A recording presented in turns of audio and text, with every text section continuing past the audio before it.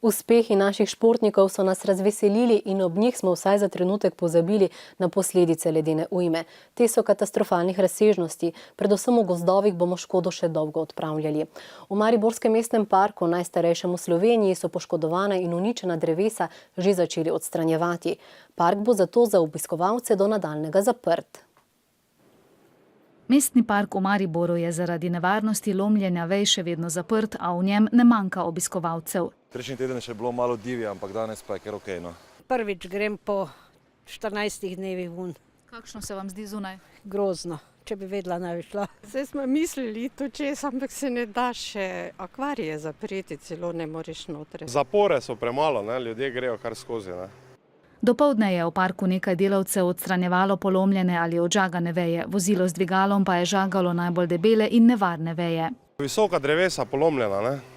In zdaj treba vse to posanirati. Ne? 40 let sem tu, pa še nikoli. Niti tako polomljenega, niti tako zanemarjenega. Zgleda, da je bilo grozno, ker tu se vidi spodaj, kaj je bilo. Ne? Intervencijska dela v parku, ki se lahko pohvali številnimi drevesnimi vrstami, potekajo v sodelovanju z Zavodom za varstvo narave. A koliko dreves je uničenih, še ni znano. Verjetno bo treba se nekaterih dreves lotiti po metodah drevesne kirurgije z obrezovanjem.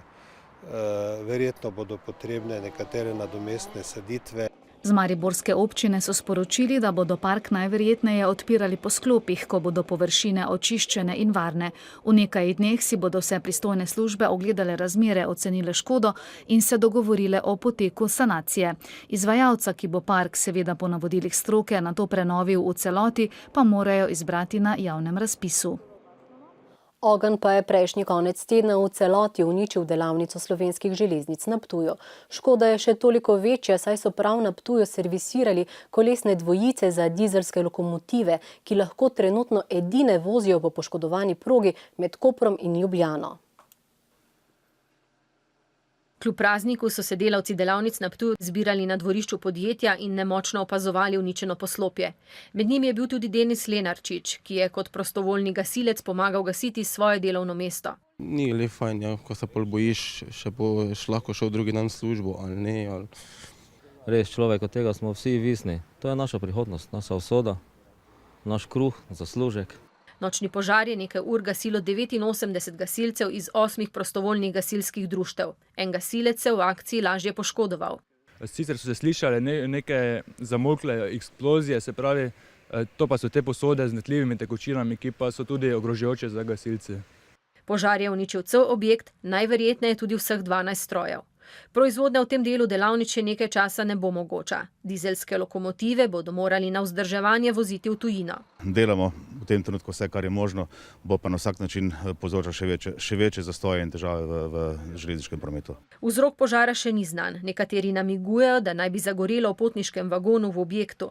Požar preiskujejo kriminalisti, škode pa je vsaj za 5 milijonov evrov. Prve odškodninske zahtevke po ledeni ujmi pa oškodovanci že vlagajo na slovenske zavarovalnice. Te obljubljajo, da bodo škodne zahtevke obravnavale prednostno. Podjetje Marles iz Limbuša pri Mariboru je zaradi ledene ujme in izpada električne energije izgubilo 4 delovne dni.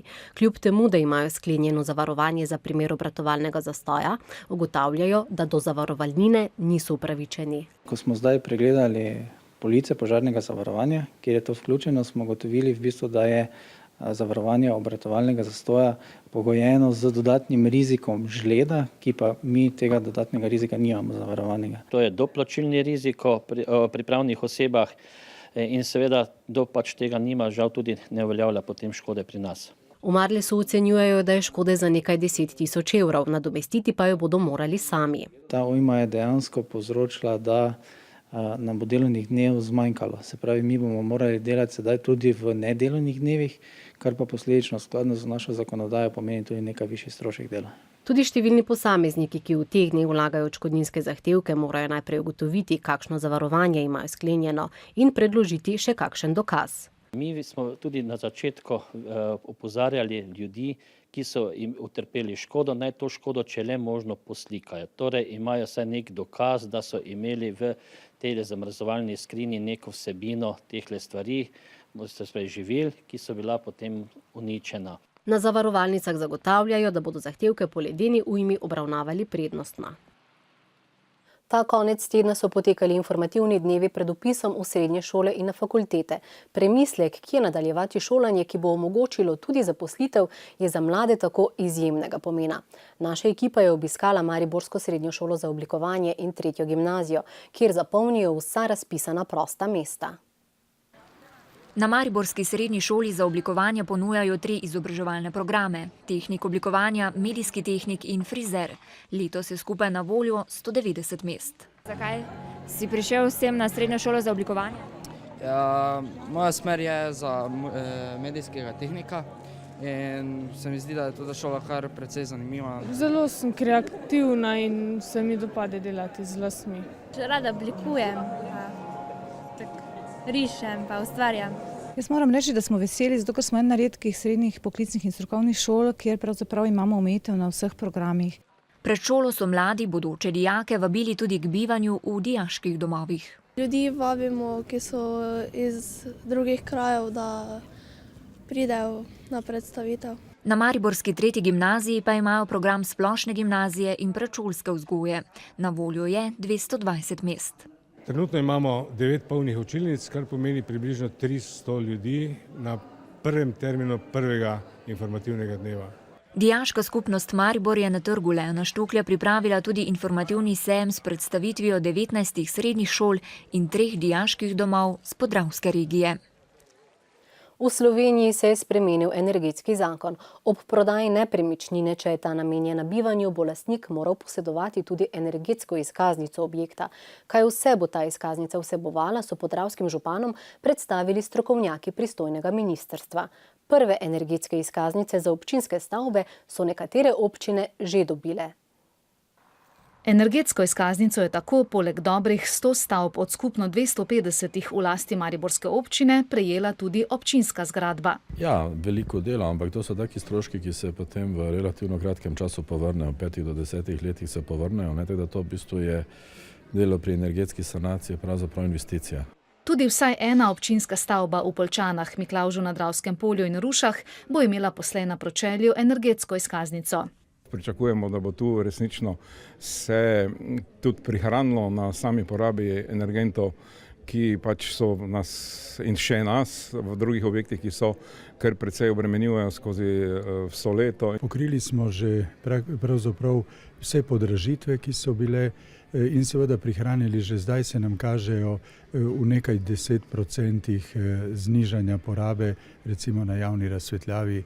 Teh izkaznic ne potrebujejo vsi lastniki nepremičnin. Nujna bo za novogradnje in tiste stavbe, ki se prodajajo ali dajejo v dolgoročni najem, ter za javne stavbe, veljala pa bo 10 let. Energetska izkaznica stavbe je tisti podatek, ki bo meni kot kupcu povedal, da ta stavba, ki jo kupujem, porabi letno 3000 litrov kurilnega olja, kar pomeni 3000 evrov, ali pa porabi 150 litrov kurilnega olja ali pa morda za 400 evrov sekancev.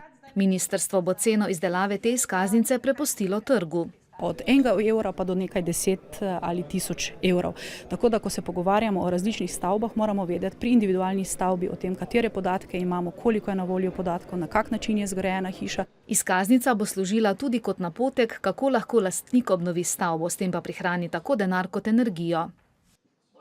Veliko denarja in energije pa so v mariborskem univerzitetnem kliničnem centru porabili, še preden se je začela gradnja urgence. Po vseh zapletih pri izbiri izvajalca bo urgentni center le zgradilo podjetje GH Holding in sicer za dobrih 13 milijonov evrov. Zadovoljstvo na predstojnikovem obrazu po današnjem uvodnem sestanku pred začetkom gradnje urgence. Stavba se bo že čez nekaj dni spremenila v gradbišče. Delo v živem objektu, se pravi, še vedno bodo določene službe tu ostale in tudi mi, kirurška urgenca in en del službe urgence iz zdravstvenega doma ostane v naših prostorih. Drugi del reševalne enote zdravstvenega doma in ambulanto za transfuzijo bodo začasno preselili drugam.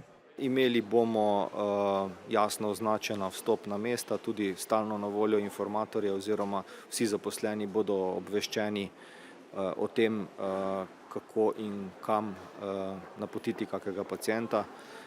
Nekako bomo delali v duhu tudi tako, kot bo potem, vendar v zmanjšanih prostorih. Zaradi časovne stiske bo gradnja potekala v 2 delih. Rok za dokončanje del in posledično izkoriščanje evropskih sredstev je namreč do konca tega leta. Izvajalec je prepričan, da ga bodo ujeli. Glede na to, da je v štartu pretežno se dela opravljajo znotraj, da so rušitvena dela, bo zagotovo v spomladanskih mesecih, ko pridejo na vrsto dela tudi zunaj, že ne bomo več imeli težav z takšnim vremenom, ki smo ga imeli v zadnjih dneh. Ob tem pa so v bolnišnici že objavili razpis za splošno opremo, za specialno medicinsko aparaturo pa ga še pripravljajo. 3. faza projekta, ki zajema tudi gradnjo helioporta, pa bo odvisna od zagotavljanja sredstev. 15 milijonov evrov vreden letališki terminal na mariborskem letališču je končan, a zapleta se s predajo v uporabo. Ta je le začasna, pojasnjujejo z pristojnega ministrstva. In to zato, da ne bi nastajala dodatna škoda. Dokončen prevzem bo mogoč, ko bo glavni izvajalec Komuna Projekt izpolnil vse obveznosti iz pogodbe in razpisne dokumentacije. Saga o prenovi potniškega terminala se vleče zadnja 4 leta. Najprej se je zapletlo s stečajem SCT-ja, nato s ponovnimi razpisi, zdaj pa so od poletja zavlačevali s primopredajo objekta. Mi smo ključe objekta predali že takoj po uporabnem dovoljenju, hkrati pa smo od ministrstva dobili tudi izjavo, da so na objektu odpravljene vse očitne napake. Torej, vsi pogoji za prevzem v uporabo so bili izpolnjeni že v preteklem letu. Doslej se z ministrstvom niso mogli dogovoriti o obliki bančne garancije za garancijsko dobo. Ob tem pa jim je zadržalo še dobrih 400 milijonov evrov in unovčilo garancijo za dobro izvedbo pogodbenih obveznosti. Spor se je preselil na računsko sodišče. Mislim, da gre tukaj za nepotrebno birokracijo, ki jih je skoraj stalo podjetje, še dodaja Bezjak, a nov in lep terminal še ne zagotavlja boljših časov za mariborsko letališče. Saj je brez finančnega partnerja ostal tudi Damjan Cehner. Ta je lani kupil družbo Aerodrom Maribor, ki letališče upravlja. Strateškega partnerja še vedno nimam. Vsak dan kak mail dobim od koga, večina teh je nekih posrednikov. A da naj bi bilo zdaj bistveno lažje, se bodo potnikom lahko ponudili vse, kar imajo veliki. Največ si obetajo od čarterskih poletov. Za leto 2014 pričakujemo nekje približno 100 čarterskih poletov. Vzpostavitev redne linije pa vsi vemo, da je to pač pogojeno z sofinanciranjem. In spet smo pri denarju. Najmanj $500 milijona bi potrebovali za uvedbo redne proge. Letalski prevozniki namreč pridejo le, če se jim to finančno izide. Lani so zabojnike družbe Humana za rabljena oblačila in obutev postavili tudi v Mariboru. 12 zabojnikov stoji na javnih, 20 pa na zasebnih površinah. Postaviti pa jih želijo še več. Na Mariborskem Rdečem križu, kjer letno razdelijo več kot 50 ton oblačil in obutve, pa opozarjajo, da se jim je količina podarjenega blaga s prihodom Humane zelo zmanjšala. Limbuš pri Mariboru tu stoji le eden od 32 zabojnikov za oblačila in obutev družbe Humana, ki ga praznijo tudi 2-krat na teden. Samo lani so zbrali 1245 ton oblačil, od tega 161 ton v Mariboru. Ta oblačila gredo potem širom po svetu v večje sortirne centre. Na koncu koncev je smoter vse poti, da pristanejo v tako imenovanih second hand trgovinah. Dobiček od prodaje lani je znašal 60.000 evrov, gre tako Susmanova v revne države tretjega sveta. Leto želimo odpreti še en center v Mariboru oziroma v bližnji okolici. Medtem pa sekretar Mariborskega Rdečega križa zaskrbljeno gleda vse bolj prazno skladišče in opozarja. S prihodom Humane so lani zbrali 16 ton in pol manj oblačil, medtem ko število prosilcev narašča. To pomeni, da bomo v dobrem letu ostali brez oblačil in bo pač na tem področju nastala relativno velika praznina. Kako se bo reševala v tem trenutku, seveda vam na to ne znam odgovoriti. Na to je opozoril tudi mestno občino. Župan pa Rdeči križ tu upravičeno protestira. Smo bili dogovorjeni, da novi zabojniki v Maribor Humane pridejo po dogovoru z Rdečim križem in Caritasom. Tega dogovora še ni. Humana pa postavlja nove zabojnike na zasebnih zemljiščih. Tako da se Humana ne drži tukaj dogovora. V Humani sicer pravijo, da so Rdečemu križu in Karitas pripravljeni odstopiti primanjkljaj oblačil in da o tem že potekajo razgovori. Kovačič pa je jasen, prejemniki 260 evrov denarne socialne pomoči si ne morejo privoščiti, da bi še kak evro dali za oblačila, zato upa, da bodo odgovorni najprej pomagali domačim ljudem. Maribor pa se bo, kot vse kaže, še dodatno zadolžil za 8 milijonov evrov. V predlaganem proračunu je za 119 milijonov evrov predvidenih odhodkov oziroma 3 milijoni več kot lani. Dodaten denar naj bi bil namenjen prav za socialne zadeve. Vodstvo občine sicer proračun ocenjuje kot razvojno naravnan. 119 milijonov evrov težak predlog mariborskega proračuna predvideva slabih 105 milijonov evrov prejemkov, slabih 7 milijonov evrov prenosa iz lanskega leta in 8 milijonsko zadolžitev. To ima minimalni vpliv na potencial zadolževanja v naslednjem letu, ker tudi v letu 2015 se bomo še lahko zadolžili za približno 8 milijonov. Po mnenju vodstva občine je letošnji proračun razvojno naravnan, saj kar tretjino izdatkov namenja razvojnim investicijam in projektom. Bomo na ta način nekako pomagali lokalnemu gospodarstvu, da jim ponudimo neko priložnost, kjer lahko tekmujejo za ta javni denar. Več denarja kot v prvem branju je zdaj predvidenega za socialo, kar 6,2 milijona. Tako bodo dobili več, kot je bilo sprva načrtovano Rdeči križ, Varna hiša ter številni socialni programi. Ugotovili smo, da je potrebno spodbujati inovativnost, da je potrebno spodbujati socialno ekonomijo in pa hkrati pa tudi nevladne organizacije, ki so neke vrste antipol javnim službam in zbirokratiziranosti. V letošnjem proračunu je predvidenih tudi več sredstev za energetsko sanacijo šol in vrtcev, nadaljevale se bodo komunalne investicije. Sta pa zaenkrat v prihodnost prestavljena obnova hladilnice in lubadarja v kulturni coni Pekarna ter stavba na Orožnovi 7 za potrebe projekta Živa dvorišča. Preglednik televizije Maribor je končan. Lepo se imejte še naprej. Nasvidenje.